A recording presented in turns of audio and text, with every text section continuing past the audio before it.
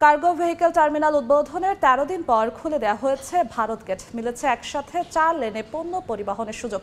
এতে বাণিজ্য বাড়বে বেনাপোল পেট্রোপোলে। এই মুহূর্তে বেনাপোল বন্দরে আছেন রিপোর্টার আজিজুল হক, সরাসরি যাচ্ছি তার কাছে।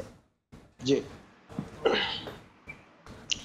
বৈশ্বিক মন্দার কারণে ভারত এবং বাংলাদেশের মধ্যে আমদানি এবং রপ্তানি বাণিজ্যের পরিমাণ কমলেও বাণিজ্য সম্প্রসারণের ক্ষেত্রে দুদেশের সীমান্তে যে অবকাঠামোমূলক উন্নয়ন কাজ সেটি কিন্তু আমরা দেখতে পেয়েছি ভারত এবং বাংলাদেশ সরকারের আন্তরিকতার কারণে সেটি কিন্তু চলমান আছে।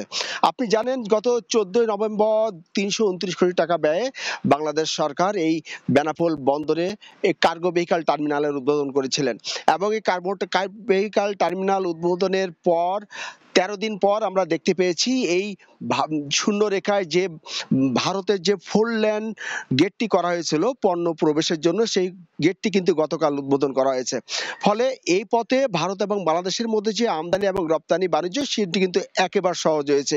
এর আগে 2 লেন সড়কে কিন্তু আমদানি এবং রপ্তানি বাণিজ্য হতো, ফলে কিন্তু দীর্ঘ সময় লাগতো এবং যানজট থাকতো। তবে এই 4 লেন সড়কের মাধ্যমে আমদানি এবং রপ্তানি বাণিজ্য চালু করায় কিন্তু আমরা দেখতে পেয়েছি যে সহজে কিন্তু ভারত থেকে পণ্যবাহী ট্রাক যেমন বেনাপোল বন্দরে পৌঁছাচ্ছে, তেমনি বাংলাদেশ থেকে কিন্তু রপ্তানি পণ্যবাহী ট্রাক কিন্তু ভারতে পৌঁছাচ্ছে।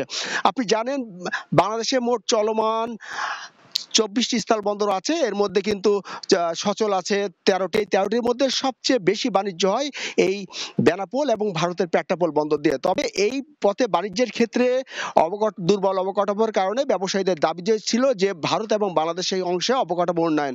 অবশেষে দুদেশের সরকার কিন্তু বাণিজ্যের গুরুত্ব বিবেচনা করে কিন্তু বেনাপোল এবং পেট্রাপোল বন্দরের যে অবকাঠামো সেখানে উন্নয়নের হাত দেয় এবং এই উন্নয়নের ফলে এই কার্গো ভেহিক্যাল টার্মিনাল এবং গতকাল যে ভারতের পেট্রাপোলে যে নতুন গেট 4 লেন গেট সেই গেটটি কিন্তু খুলে দেওয়া হয়। এখন কিন্তু খুব সহজে এই পণ্য দুদেশের মধ্যে যাতায়াত করছে। পাশাপাশি আমদানি এবং রপ্তানি বাণিজ্যের মাধ্যমে যেন কোনো অনিয়ম না হয় বা চোরাচালান পণ্য না আসে, সেক্ষেত্রে আমরা দেখতে পেয়েছি ভারতীয় সীমান্তরক্ষী বিএসএফ এবং বাংলাদেশ বর্ডার গার্ড বিজিবি তারা কিন্তু এখানে এসে নিরাপত্তা ব্যবস্থা সেটি কিন্তু জোরদার রেখেছে। তো এই ছিল বেনাপোল স্থলবন্দর থেকে যে ভারতীয় গেট চালুর ফলে যে আমদানি এবং রপ্তানি বাণিজ্য যে সহজ হয়েছে তার সর্বশেষ।